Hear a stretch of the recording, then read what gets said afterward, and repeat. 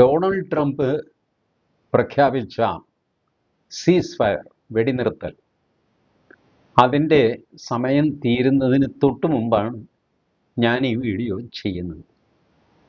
അതിനെന്താ ഇത്ര പ്രാധാന്യം എന്ന് ചോദിച്ചാൽ വലിയ പ്രാധാന്യമൊന്നുമില്ല. കാരണം ആശാൻ ഒരു 3 സമയങ്ങൾ പ്രഖ്യാപിച്ചിട്ടുണ്ട് വെടിനിർത്തൽ തീരുന്നത്. അത് പുള്ളിക്കേ അറിയാവുള്ളൂ എങ്ങനെ ഇത്. വാഷിങ്ടണിൽ നിന്ന് അൽ ജസീറയുടെ റിപ്പോർട്ടർ അയാൾ നേരിട്ട് അൽ ജസീറയുടെ ഡെസ്കിലേക്ക് സംസാരിക്കുന്നു. ഞാൻ ടി വിയിൽ കണ്ടതാണ്. അൽ ജസീറ നല്ലൊരു ചാനലാണ് കേട്ടോ, കാണാൻ കൊള്ളാവുന്നൊരു ചാനലാണ്. അവരുടെ ബയാസ് നമ്മളുടെ മനസ്സിലെപ്പോഴും ഉണ്ടാവണം. അതർവൈസ് ടെക്നിക്കലി BBC വെല്ലുന്ന ഒരു ചാനലാണ് അൽ ജസീറ. അപ്പോൾ അൽ ജസീറയുടെ റിപ്പോർട്ടർ അമേരിക്കയിൽ നിന്ന് പറയുന്നു, ഇങ്ങനെ 3 സമയം പറഞ്ഞു. ഈ 3-ൽ ഏതാണ് എന്ന് വൈറ്റ് ഹൗസിനോട് ചോദിച്ചപ്പോൾ അത് പ്രസിഡന്റിനോട് തന്നെ ചോദിക്കുമെന്ന് പറഞ്ഞു. പ്രസിഡന്റ് വേറൊരു മീറ്റിങ്ങിലാണ്, ഞാൻ എന്ത് ചെയ്യാനാണെന്ന് പറഞ്ഞു നിസ്സഹായനായിട്ട് ആ മനുഷ്യൻ നിൽക്കുന്നു. ഏതായാലും ആ സമയം എപ്പോഴെങ്കിലും തീരും. ട്രംപ് പറഞ്ഞിരിക്കുന്നത് ഇത്തവണ ഈ വെടിനിർത്തൽ സമയം തീർന്നു കഴിഞ്ഞാൽ ആ നിമിഷം ഞാൻ ബോംബിട്ട് തീർത്ത് കളയും, ഓബ്ലിറ്ററേറ്റ് ചെയ്യും എന്നൊക്കെ പറഞ്ഞ് പുള്ളിയുടെ സ്ഥിരം വാചകങ്ങളൊക്കെ പറഞ്ഞിട്ടുണ്ട്. എന്നാൽ ആ സമയമങ്ങ് തീരുകയും ആദ്യത്തെ ബോംബ് വീഴുകയും ഒരുമിച്ചൊന്നും ആയിരിക്കില്ല. ഇതിനിടയ്ക്ക് പാകിസ്ഥാനാണെങ്കിൽ ഇവർ തമ്മിലുള്ള ചർച്ചയ്ക്ക് സകല ഒരുക്കവും നടത്തി. കസേരയൊക്കെ തുടച്ചിട്ടു, സോഫയൊക്കെ ഒന്ന് പൊടി തട്ടി എടുത്തു. നാരായണൻ്റെ ചായക്കടയിൽ ചായ, പരിപ്പുവട, പഴംപൊരി, ഇത്തവണ പുതിയ ഐറ്റം വല്ലതും ഉണ്ടോ എന്ന് അറിയണം. വേണമെങ്കിൽ ബോണ്ട ഉണ്ടാക്കാം. അല്ലാതെ ഇറാനികൾക്ക് പിടിക്കുമോയെന്ന് അറിയാൻ മേല. അവർ ഈ ബോണ്ട കാണുമ്പോൾ ചിലപ്പോൾ ബോംബാണെന്ന് വിചാരിച്ചെങ്കിലോ അത് സാരമില്ല, അത് ഞങ്ങൾ പറഞ്ഞ് മനസ്സിലാക്കാം, ഉണ്ടംപൊരി ഉണ്ടെങ്കിൽ അതും ഉണ്ടായിരിക്കും എന്നൊക്കെ പറഞ്ഞു. ഇങ്ങനെയൊക്കെ പറഞ്ഞ് ഏർപ്പാടൊക്കെ ചെയ്തു. ഇറാൻ വരില്ല എന്ന് പറഞ്ഞ് പിണങ്ങിയിരിക്കുകയാണ്. ഇറാൻ പറയുന്നതിനകത്തൊരു ന്യായമുണ്ട് കേട്ടോ. കാരണം ഗൾഫ് ഓഫ് ഹോർമസ് തുറന്നു കൊടുക്കണം എന്ന് പറഞ്ഞു. വെടിനിർത്തലിൻ്റെ ഒരു കണ്ടീഷൻ ഇറാൻ സമ്മതിച്ചു, അത് തുറന്നു. ഈ ഗൾഫ് ഓഫ് ഹോർമസ് പോയി കടലിൽ ചേരുന്ന അറേബ്യൻ കടലിൻ്റെ സ്ഥലമില്ലേ, അവിടെ അമേരിക്ക ബ്ലോക്ക് ചെയ്തിട്ടിരിക്കുക. 6 വിമാനവാഹിനി കപ്പലും ഏകപ്പെട്ട അന്തർവാഹിനിയും ബഹിർവാഹിനിയും ആകാശവാഹിനിയൊക്കെ ആയിട്ട് അവിടെ വലിയ പടയാണ്. അവരെയാണ് ഞാൻ ഭക്ഷണം കിട്ടുന്നില്ല എന്നൊക്കെ പറഞ്ഞ് കേസ് പറഞ്ഞത് ആ സാധനം. അപ്പോൾ എന്നിട്ട് അവർ ഇറാൻ്റെ കപ്പലുകൾ വിടുന്നില്ല. ഒരു കപ്പൽ അവർ പിടിച്ചെടുത്തു, അതിലിറങ്ങി അമേരിക്കക്കാർ. അതിൻ്റെ വീഡിയോയും പുറത്തു വിട്ടു. ഇറാൻ പറഞ്ഞു ഇത് കടൽ കൊള്ളയാണ്, കടൽ കൊള്ളക്കാരാണ് ഇതുപോലെയൊക്കെ ചെയ്യാറുള്ളത്. അന്യൻ്റെ കപ്പലിൽ കയറിയിട്ട് അതിനുള്ളിൽ പ്രവേശിക്കുന്നത് എവിടുത്തെ മര്യാദയാണ്, കടൽ കൊള്ളയാണ് എന്നൊക്കെ പറയും. ഈ കടൽ കൊള്ളയുടെ ഉസ്താദ് ഇറാനാണ്. ഇറാൻ്റെ വളർത്തുപട്ടികളുണ്ടല്ലോ ഹൂത്തി, യമനിൽ, ആ ഹൂത്തികൾ ഇതിപ്പോൾ അങ്ങനെയാണ് ചെയ്യുന്നത്. അവർ കപ്പൽ പിടിച്ചു നിർത്തി, അല്ലെങ്കിൽ കപ്പലിനൊപ്പം ചെറു ബോട്ടുകൾ ഓടിച്ചിട്ട് കപ്പലിനകത്തേക്ക് കയറുന്ന ടീമാണ് ഹൂത്തി. മിസൈൽ അയക്കും, നേരിട്ട് ചെന്നയക്കും. അത് നമ്മുടെ ആൾക്കാരായതുകൊണ്ട് ഇറാൻ കണ്ണടയ്ക്കുന്നു. ഇപ്പോൾ അമേരിക്ക ഇറാൻ്റെ കപ്പലിൽ കയറി കഴിഞ്ഞപ്പോൾ കടൽക്കൊള്ള നടത്തുന്നോടാണ്. ഇപ്പോൾ ഈ ഡബിൾ സ്പീക്കെല്ലാം അന്താരാഷ്ട്ര സംഗതിയിലുള്ളതാണ്. ഈ ശക്തന്മാർ തമ്മിലുള്ള അടിയാണ്. നമുക്ക് ശക്തി ഉണ്ടായിരുന്നെങ്കിൽ നമുക്കിതിനകത്ത് ഇടപെടാം, ഇത് നിർത്തിക്കുകയും ചെയ്യാം, മാറാ രണ്ടും എന്ന് പറയാം. അതിനുള്ള ശക്തി നമുക്കില്ല, അതുകൊണ്ട് നമ്മൾ മിണ്ടാതിരിക്കുന്നു. അതിനുള്ള ശക്തി ചൈനയ്ക്കില്ല, ചൈന മിണ്ടാതിരിക്കുന്നു. റഷ്യയ്ക്കില്ല, റഷ്യ മിണ്ടാതിരിക്കുന്നു.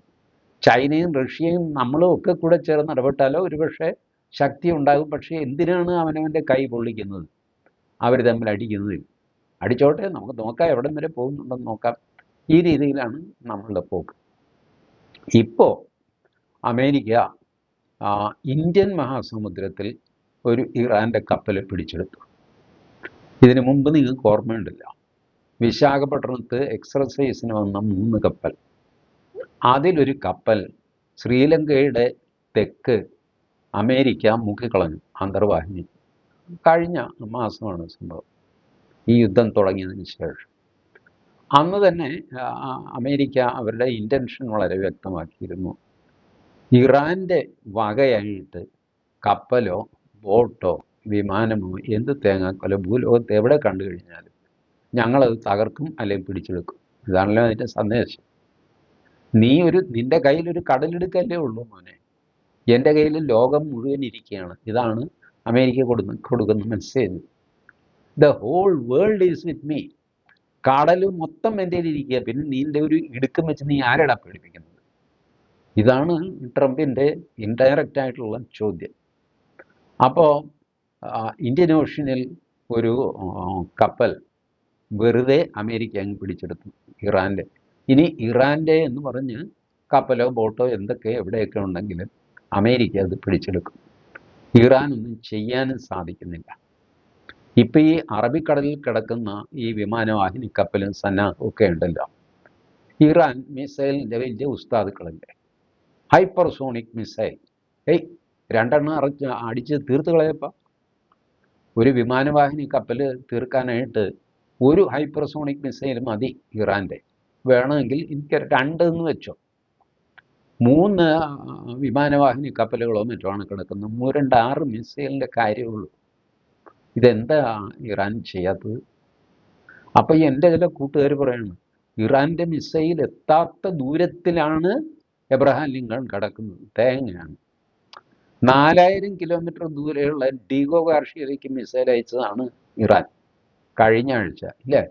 2 മിസൈൽ അയച്ചു, ഒരെണ്ണം എത്തിയില്ല. 1800 കിലോമീറ്റർ മറ്റോ കഴിഞ്ഞപ്പോൾ അവൻ്റെ വെടി തീർന്നവൻ മൂക്കുകുത്തി വീണു. മറ്റവനെ ഡീഗോ ഗാർഷ്യ തൊടുന്നതിന് മുമ്പേ അവർ അമേരിക്കക്കാർ തീർത്ത് കളയുകയും ചെയ്തു. ഏതായാലും 4000 കിലോമീറ്റർ ദൂരം അവൻ്റെ മിസൈൽ സഞ്ചരിക്കും എന്നവൻ കാണിച്ചു കൊടുത്തു. അവനാണ് ഈ ഇസ്രായേലിലേക്ക് എത്ര 1000 കിലോമീറ്റർ ദൂരെയില്ലേ, അങ്ങോട്ട് മിസൈൽ അയക്കുന്നില്ലേ? സൗദിയിലേക്ക് മിസൈൽ അയക്കുന്നില്ലേ? അതിൻ്റെ പകുതി വഴിയല്ലേ ഉള്ളൂ ഈ അറബിക്കടലിലേക്ക് മിസൈൽ അയക്കാൻ. അയക്കാത്തത് എന്താ? ഒന്നുകിൽ മിസൈൽ ഇല്ല, അല്ലെങ്കിൽ അയക്കാൻ ധൈര്യമില്ല. കളിച്ച് ഇപ്പോൾ സംഭവിച്ചിരിക്കുന്നത് എന്താണെന്നറിയാമോ? പട്ടാളം ഏകദേശം 1 ലക്ഷമായി ഇറാൻ്റെ പടിഞ്ഞാറ് വശത്ത്, അതായത് ഈ ഗൾഫ് ഓഫ് ഹോർമുസ് എന്നൊക്കെ പറയുന്ന സ്ഥലത്ത് ഈ GCC രാഷ്ട്രങ്ങളുടെ അമേരിക്കൻ ബേസിൽ ഉള്ള പട്ടാളക്കാർ, പ്ലസ് ഈ കപ്പലുകളിൽ വന്ന പട്ടാളക്കാർ, പ്ലസ് ആകാശത്തിൽ അവിടെ ഇവിടെയായിട്ടുള്ള പട്ടാളക്കാർ, ഇവരൊക്കെ ചേർന്നിട്ട് ഏകദേശം 1 ലക്ഷമായി എണ്ണം എന്നാണ് പറയുന്നത്. 1 ലക്ഷം അമേരിക്കൻ പട്ടാളക്കാർ ഏകദേശം 6 ലക്ഷം ഇറാൻ പട്ടാളക്കാരെ തടയാൻ അല്ലെങ്കിൽ ഓവർ പവർ ചെയ്യാൻ പ്രാപ്തിയുള്ളവരാണ് നിലത്തിറങ്ങിക്കഴിഞ്ഞാൽ. നിലത്തെപ്പോൾ അവരിറങ്ങും എന്ന് എനിക്കറിഞ്ഞുകൂടാ. ഇതിൻ്റെ കാര്യം എന്താണെന്ന് വെച്ചാൽ 1:6 എന്ന അനുപാതത്തിൽ പോലും അമേരിക്ക ജയിക്കുന്നത് അമേരിക്കയുടെ എയർ പവർ കൊണ്ടാണ്. ആകാശത്തു നിന്നുള്ള സപ്പോർട്ട് അതിഭയങ്കരമാണ്. ഭൂമിയിലെ വെടിയേക്കാൾ സ്പീഡിൽ ആകാശത്തു നിന്ന്, വിമാനത്തിൽ നിന്ന് ബോംബും മിസൈലും വർഷിക്കും അമേരിക്ക. ഇതൊക്കെയാണ് അമേരിക്ക പറയുന്നത്. നമുക്ക് ആ ഒരു ഭാഗത്തേക്ക് പോകേണ്ട ചേട്ടാ, ഞങ്ങൾ പറയുന്നത് കേൾക്ക്, നമുക്കൊരു ഡീലിലെത്താം എന്നൊക്കെ അമേരിക്ക പറയുന്നു. ഇറാൻ പക്ഷേ സർവ്വവും നഷ്ടപ്പെട്ടു നിൽക്കുക. ഇനിയിപ്പോൾ എന്ത് സന്ധ്യ ഉണ്ടാക്കാൻ? എല്ലാം നഷ്ടപ്പെട്ടില്ലേ, കഴിഞ്ഞില്ലേ? ഇറാൻ പുതിയതായിട്ടൊരു കാര്യം ഞാനിതിൻ്റെ പ്രധാന ഭാഗമായിട്ട് പറയാൻ ഉദ്ദേശിക്കുന്നത് അതാണ്. ഇറാൻ പറഞ്ഞു, കഴിഞ്ഞ തവണ പാകിസ്ഥാനിലെ ചർച്ചയിൽ JD വാൻസ് കൂടെ വിളിച്ചുകൊണ്ടിരുന്നത് ഡൊണാൾഡ് ട്രംപിനെ അല്ല, നെതന്യാഹുവിനെയാണ് എന്നാണ് അവർക്ക് പിന്നീട് കിട്ടിയ വിവരം. അതൊരു പക്ഷേ സത്യമാകാൻ മതി. കാരണം നെതന്യാഹു എന്ന കാരണവരാണ് കാര്യങ്ങൾ തീരുമാനിക്കുന്നത്. ട്രംപ് ബഹളമൊക്കെ വെച്ചുകൊണ്ട് നടക്കും, എന്തെങ്കിലുമൊക്കെ പറയും, എന്തെങ്കിലുമൊക്കെ ചെയ്യുകയും ചെയ്യും. പക്ഷേ കാര്യമായ കാര്യങ്ങൾ നടക്കണമെങ്കിൽ നെതന്യാഹുവിൻ്റെ ക്ലിയറൻസ് വേണം. ദ ഹോൾ ടോട്ടൽ പിക്ചർ കയ്യിലുള്ള ഏക മനുഷ്യൻ നെതന്യാഹുവാണ്. പുള്ളി വാവളപ്പനല്ലാത്തതുകൊണ്ട് കൂടെ വർത്തമാനമൊന്നും പറയില്ല. പറയുമ്പോൾ പറയും, പറഞ്ഞത് ചെയ്തിരിക്കും, ചെയ്തതിൻ്റെ ഉത്തരവാദിത്വം ഏറ്റെടുക്കും. ഇങ്ങനെയൊക്കെ തറവാട്ടി പറഞ്ഞൊരു സ്വഭാവം നെതന്യാഹുവിനുണ്ട്. നെതന്യാഹു ഇപ്പം ലെബനനിൽ സമാധാന കരാറുണ്ടല്ലോ, ആ കരാറിൻ്റെ രസം ഞാൻ നേരത്തെ പറഞ്ഞിരുന്നു. കരാർ ലെബനുമായിട്ടാണ്, യുദ്ധം ഹിസ്ബുള്ളയുമായിട്ടാണ്. ഹിസ്ബുള്ള ലെബനൻ്റെ ഉള്ളിലാണ്. അപ്പം കരാർ നിലനിൽക്കെ തന്നെ ഇസ്രായേലിന് ഹിസ്ബുള്ളയെ തല്ലാം. കാരണം ഹിസ്ബുള്ളയുമായിട്ട് കരാറില്ലല്ലോ. അപ്പോൾ പിന്നെ ഹിസ്ബുള്ളയെ തല്ലാം. അങ്ങനെ ഹിസ്ബുള്ളയെ തല്ലുന്നുണ്ട് ഇപ്പോഴും. വലിയ തോതിലുള്ള തല്ല് നിർത്തി എന്നേ ഉള്ളൂ. അപ്പോൾ മാത്രമല്ല, ഇസ്രായേലി പട്ടാളം എവിടം വരെ കയറിയിട്ടുണ്ടോ അവിടെ നിന്ന് പുറകോട്ട് പോകുന്ന പ്രശ്നവുമില്ല എന്ന് പറയും. ഇപ്പോൾ 2-3 ദിവസം കഴിയുമ്പോൾ ആ കരാറും 10 ദിവസമാണ്. 10 ദിവസം കഴിയുമ്പോൾ അത് അവസാനിക്കും. അപ്പോഴത്തേക്ക് ഹിസ്ബുള്ളയുടെ ഏകദേശം നട്ടെല്ല് ഇങ്ങനെ ഒടിച്ചിട്ടുണ്ടാകും. അത് കഴിഞ്ഞായിരിക്കും ഇങ്ങനെ ഇറാനിലേക്ക് തിരിയുന്നത്. അപ്പോൾ ഏകദേശം എല്ലാം കഴിഞ്ഞു എന്നുള്ള സ്ഥിതിയായി. ഇനി ഇറാനെ നോക്കാം എന്ന് പറയും. ഈ ഹൂത്തികളുണ്ടല്ലോ, യമൻ്റെ ഒരു മൂലയ്ക്ക് കിടക്കുന്ന ഹൂത്തികൾ, അവർക്കും വലുതായിട്ടൊന്നും ചെയ്യാൻ പറ്റുന്നില്ല. 3-4 മിസൈലൊക്കെ അയച്ചു. അപ്പോഴത്തേക്ക് പിന്നെ അങ്ങോട്ടുള്ള കപ്പലുകൾ, ഇങ്ങോട്ട് വരുന്ന കപ്പലുകളെല്ലാം നിർത്തിവെച്ചു. ആളുകൾ നമ്മൾ പണ്ട് സോഷ്യൽ സ്റ്റഡീസിൽ സ്കൂളിൽ പഠിച്ചിട്ടില്ലേ, സൂയസ് കനാൽ ഉണ്ടാക്കിയത് എന്തുകൊണ്ട്? അതല്ലെങ്കിൽ ആഫ്രിക്കയിലെ കേപ്പ് ഓഫ് ഗുഡ് ഹോപ്പ് ചുറ്റി കപ്പലുകൾക്ക് ഇത്രയും ദൂരം സഞ്ചരിക്കേണ്ടി വരുമായിരുന്നു. സൂയസ് കനാൽ ഉണ്ടാക്കിയത് കൊണ്ട് അത് വേണ്ടി വന്നില്ല. ഇപ്പോൾ പഴയ പോലെയായി. കാലചക്രം തിരിഞ്ഞ് പഴയ രീതിയിലേക്ക് എത്തി. എന്നിട്ട് ഇപ്പം കേപ്പ് ഓഫ് ഗുഡ് ഹോപ്പ് വഴി കപ്പലുകൾ പോകാൻ തുടങ്ങി. എന്ത് ചെയ്യാൻ? യാത്രക്കൂലി, ചരക്കുകൂലി കുറച്ച് കൂടുതലാകും, ഇത്രയല്ലേ ഉള്ളൂ. അതങ്ങ് സഹിച്ചേക്കാം. ഈ പണ്ടാരക്കാലന്മാരുടെ യുദ്ധം തീരുന്നവരെ ഞങ്ങൾ ആ വഴിക്കില്ല എന്ന് പറഞ്ഞിട്ട് കപ്പലുകളെല്ലാം ആ വഴിക്ക് പോകാൻ തുടങ്ങി. ഇറാൻ വിചാരിച്ച പോലെ ചൈന ഇറാൻ്റെ കൂടെ നിന്നില്ല. ചൈന അവരുടെ പട്ടാളക്കാരെ അനാവശ്യമായിട്ട് അവിടെ ഇവിടെയും കൊണ്ട് കൊല്ലിക്കാൻ അവർ തയ്യാറല്ല. അവർക്കറിയാം ഇതിനൊക്കെ ഇറങ്ങിക്കഴിഞ്ഞാലുള്ള ബുദ്ധിമുട്ട് എന്താണ്. അവർക്ക് വേണ്ടത് എണ്ണയില്ലേ, അത് റഷ്യയിൽ നിന്ന് അവർക്ക് കിട്ടുന്നുണ്ട്. അവരുടെ കയ്യിൽ കുറേ സ്വന്തമായിട്ടുണ്ട്, നോക്കാമെന്ന്. മാത്രമല്ല, ഞാൻ അറിഞ്ഞിടത്തോളം 800 ദിവസത്തേക്കോ മറ്റോ സ്റ്റോക്ക് ചൈനയുടെ കയ്യിൽ ഉണ്ട് താൻ. അതുകൊണ്ട് ചൈനയ്ക്ക് പേടിയൊന്നുമില്ല. കൺസേൺ ഉണ്ട് ചൈന എന്നും പറഞ്ഞിട്ടുണ്ട്. മോശമാണ് കേട്ടോ, വേഗം ഹോർമൂസ് കള്ളെടുക്കുക, അങ്ങനെ ചെയ്യണം, ഇങ്ങനെ ചെയ്യണം, അമേരിക്ക കപ്പൽ പിടിച്ചെടുക്കുന്നത് ശരിയല്ല എന്നൊക്കെ പറഞ്ഞിട്ട് പ്രസ്താവനയൊക്കെ ഇറക്കുന്നുണ്ട്. അതിനപ്പുറത്തേക്ക് ആശയം വരുന്നില്ല. റഷ്യ എന്ത് ചെയ്തു? റഷ്യ ഇറാൻ്റെ കൂടെയാണ്. അത് നിങ്ങളോട് ചെയ്യുന്നത് അന്യായമാണ്, അതൊന്നും ചെയ്തുകൂടാത്തതാണെന്നൊക്കെ പറഞ്ഞിട്ട് ഇവരുടെ ബുഷേർ എന്ന് പറഞ്ഞിട്ട് ആണവ നിലയമുണ്ട് ഇറാനിൽ. ആ ആണവ നിലയത്തിൽ 115 റഷ്യൻ എഞ്ചിനീയേഴ്സ് ഉണ്ടായിരുന്നു. 5ഉം 10ഉം 15ഉം 20ഉം ഒക്കെ ആയിട്ട് പുടിൻ അവരെ വിമാനം കയറ്റി റഷ്യയിലേക്ക് എത്തിച്ചു. ഇപ്പോൾ റഷ്യൻ എഞ്ചിനീയർമാർ ഇറാനിൽ ഇല്ല. അപ്പോൾ ഇറാന് സപ്പോർട്ടൊക്കെയാണ്. പക്ഷേ എൻ്റെ ആളെ അവിടെ നിന്ന് ഞാൻ വലിക്കും. എൻ്റെ ആൾ ചാവാൻ ഞാൻ സമ്മതിക്കില്ല. കാരണം അമേരിക്ക അവിടെ എങ്ങാനും കൊണ്ടുവന്ന് ബോംബിട്ട് കഴിഞ്ഞാൽ ആ സാധനം പൊട്ടി ഒലിച്ചകത്തെ സ്ഥിതി ആലോചിച്ച് നോക്കി. ആണവ ബോംബ് വേറെ, ആണവ റിയാക്ടർ വേറെ, ഈ പവർ സ്റ്റേഷൻ വേറെ. പക്ഷേ പവർ സ്റ്റേഷൻ പോലും ഇത് യുറേനിയം അല്ലേ, ഇത് പൊട്ടിത്തെറിച്ച് കഴിഞ്ഞാൽ പിന്നെ പിടിച്ചാൽ കിട്ടുമോ? ബോംബ് പൊട്ടിയ പോലെ തന്നെയാണ് ഇതിൻ്റെ അനുഭവം. അപ്പോൾ അതുകൊണ്ട് സ്വന്തം ആൾക്കാരുടെ ജീവരക്ഷയ്ക്കായിട്ട് ഇങ്ങനെ പുടിൻ അങ്ങേരുടെ ആൾക്കാരെയും കൊണ്ടുപോയി പരിച്ചത് ഒരാൾ പോലുമില്ല. ഇതാണ് ഇറാന് കിട്ടുന്ന സപ്പോർട്ട്. ഇറാനിൽ വാളെടുത്തവനൊക്കെ വെളിച്ചപ്പാടാണ്. IRGC-കാരാണ് ഇപ്പോൾ മറുപടി പറഞ്ഞുകൊണ്ടിരിക്കുന്നത്. ഇറാൻ ഫൈനലി ആ ഗതികേടിൽ എത്തിയിരിക്കുന്നു. വാടക ഗുണ്ടകളെ ഗസയിൽ ഹമാസ്, ലെബനനിൽ ഹിസ്ബുള്ള, യമനിൽ ഹൂത്തി, ഇങ്ങനെ വാടക ഗുണ്ടകളെ പോറ്റിയ ഇറാൻ ഇപ്പോൾ സ്വന്തം നാട്ടിൽ ആ വാടക ഗുണ്ടകളുടെ കീഴിൽ, അവിടുത്തെ വാടക ഗുണ്ടയാണ് IRGC, ആ IRGC-യുടെ കീഴിലായിട്ട് പെരുമാറുന്നു.